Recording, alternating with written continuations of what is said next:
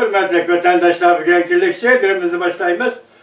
Liksiye de size kalıyoruz. Bu liksiye hem sınav de bilinler vatandaşlar. Hem onlarda al sorayım. Ramazan'ınlarda aldığımızda kelirgan rozeytinler münasibet öyle sizlerden al sorayım vatandaşlar. Vaziyet hazır nim buluvatkanlığını görüp duruvatsızlar. Bugünkü birinci mavzu başka koşumçularını koyup duruyor. Çiğistane aktivite. Bugün Çiğistane 2020 5. ayının 15. günü. Haftaga Cuma.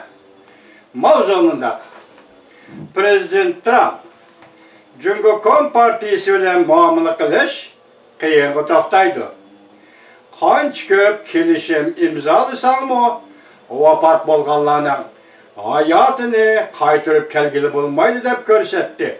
Mavzuli xabar 5. ayning 14. günü Cumhuriyet nazar to'g'ri betida e'lon qilindi. Xabar mundaq boshlandi. Prezident Trump haftaning 3. günü Çeslaga 13. günü Twitter'da fikir kaldırıp mundaq ko'rsatdi. Amerika Cumhuriyet bilen münasebetli bulup naiti eğer bedel töledü. Yeme 100 parça kelişim imzalasam mı? Bu havirosi jokomlanıp vafat bolganlarning hayatına kutuldurup kalgılı bulmaydı. Prezident Trump Twitter'da mundaq ko'rsatdi.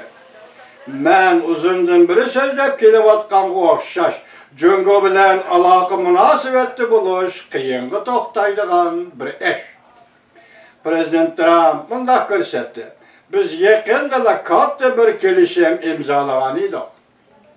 Bu kelishimning siyosiy qurmay turibla butun dunyo Cumhuriyetdan kelgan yuqumli virusning hujumiga uchradi.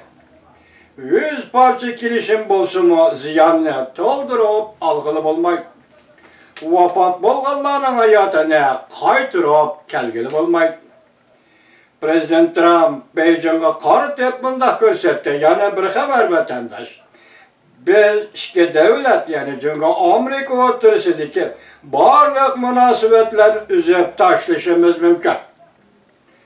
Mavzuli xabar 5. ayning 15. kuni Cumhuriyet nazar to'g'ri betida e'lon qilindi. Xabar bundaq boshlandi. İki devlet münasebetlerini üzüp taşlaşımız mümkün.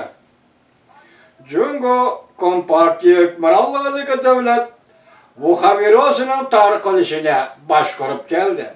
Deb bayan kıldı Prezident Trump. Bundaq fikir bayan kılış Prezident Trump'ның Cumhuriyet bilen aloqa münasebetli bulup hazırgıça en qattiq fikir bayan kılışı bulup hesaplanıdı. Muhakeme televiziyası, keçirinler, Fox televiziyası munda haber kıldı. Prezident Trump haftanın 4. günü ve Çesla'nın 14. günü yani Fox haberleri televiziyası soda programımızın riyasetçisi Maria Bartiromo'nun sualıga cevap bergende mundaq ko'rsatdi. Biz nurg'un ishni qila olamiz. Biz Beijing bilen bo'lgan barliq munosabatni uzib tashlay olamiz. Amerika ve xalqaro jamiyatning tekshirishlari shuni ko'rsatdiki, Beijing doiralari dasturida Wuhan virusining odamdan odamga yuqadiganligini inkor qildi. İnkaz qaytirgan doktorlarni jim bo'lishga majburladi. Paketlarni ko'ydirdi. Virus tadqiqoti bilan shug'ullanadigan ilm-fan xodimlarini avrishki bilan ta'minlashni rad qildi. Beijing bilan bo'lgan barliq munosabatlarni Amerikaning uzib tashlash mumkinligi.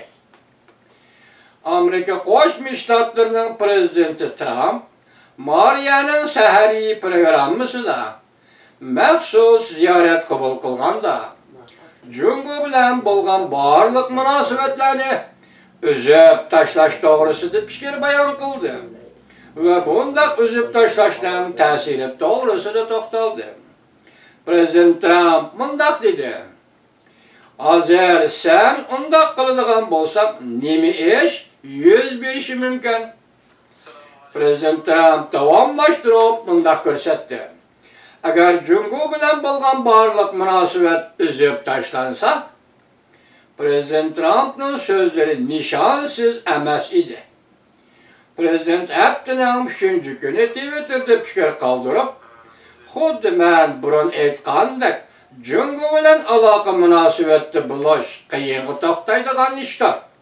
Eğer iki devletinin münasibeti üzüp taşlansa, Amerika'ya 500 milyar dolar her yılı iqtisat kirim bulup kaldı yoki chiqim bulmaydı.